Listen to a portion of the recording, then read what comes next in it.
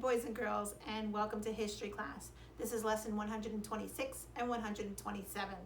We're going to start with our states and capitals.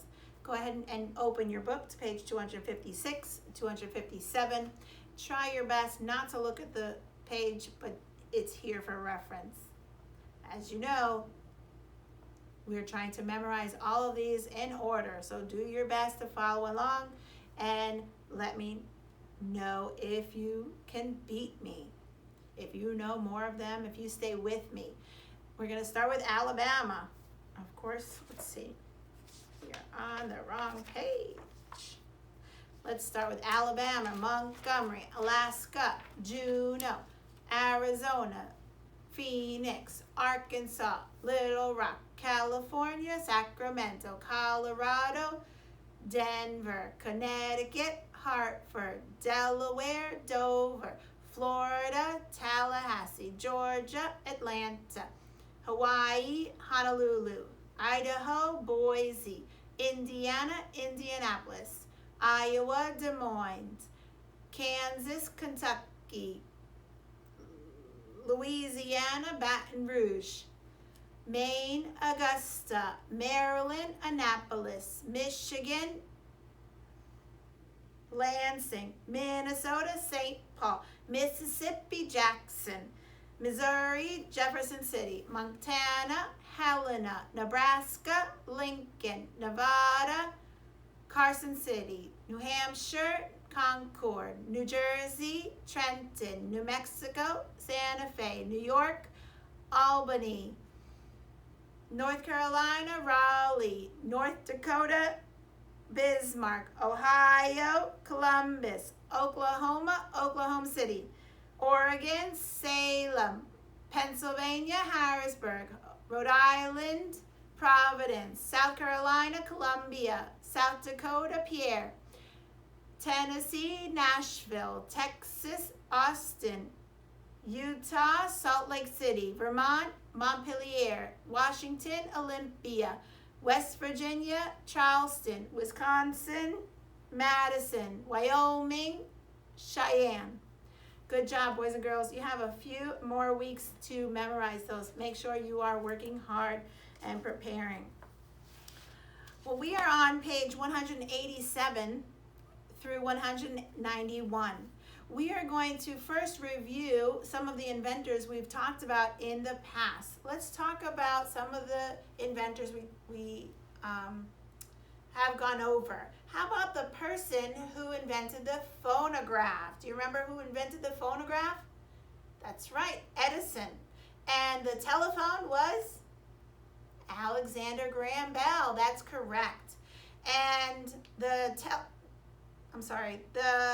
telegraph was invented by Samuel Morse.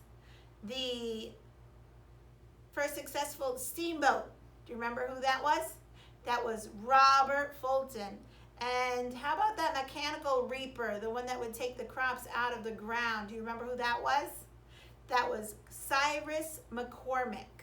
Excellent job. So remember to study those. Those will be on your next quiz. But we're going to talk about a few more people today. We'll start with Ford. Do you remember Henry Ford? He wasn't an inventor of the car, but he was the person to make this car popular. He wanted to make the car more affordable for everyone. And so he designed this new method of creating or making cars.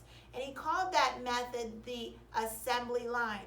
The assembly line was a way to make the factories more efficient, factories more affordable. They were able to take one person's job, make them an expert at that job, and then each person would have their own special skill. So in making a car, the car would move and the person who was working on it would stay there. So here's how it went.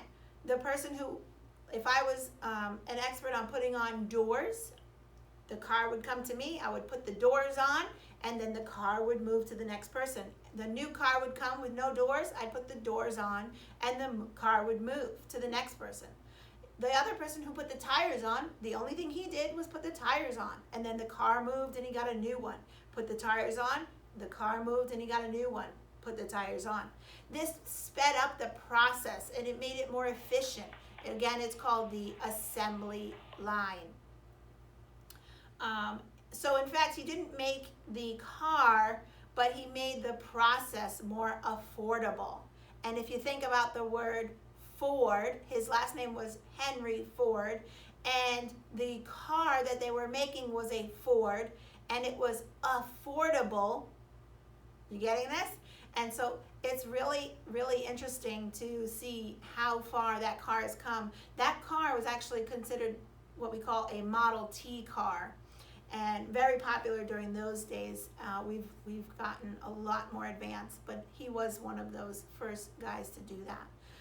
The next person we're going to learn about was actually two people. They were brothers. Their name were the Wright brothers, and after the car, people wanted to see if we could fly. No one's ever flown before. They did have these special planes called gliders that would glide through the air, but they wouldn't stay up in the air very long. And Wilbur and Orville Wright, the Wright brothers, they wanted to actually fly through the air.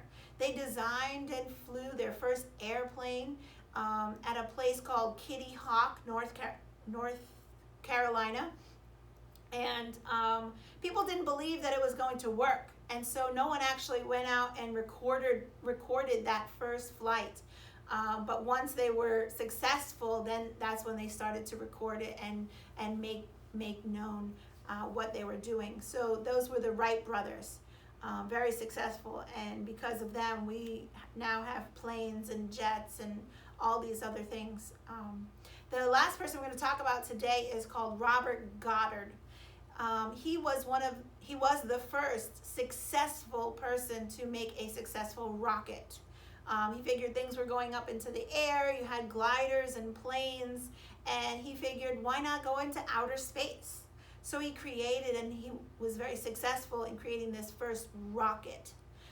Unfortunately, he did die before he was able to see what these things could really do. And if you look now, not only are we sending rockets, but we're sending spaceships and we're landing on the moon and all these other fun things. So that was a great invention of Robert Goddard.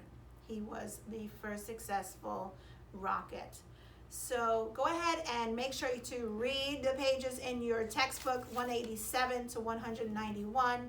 You will be responsible for those pages, so make sure you read them and prepare for your quiz coming up. And we will see you tomorrow.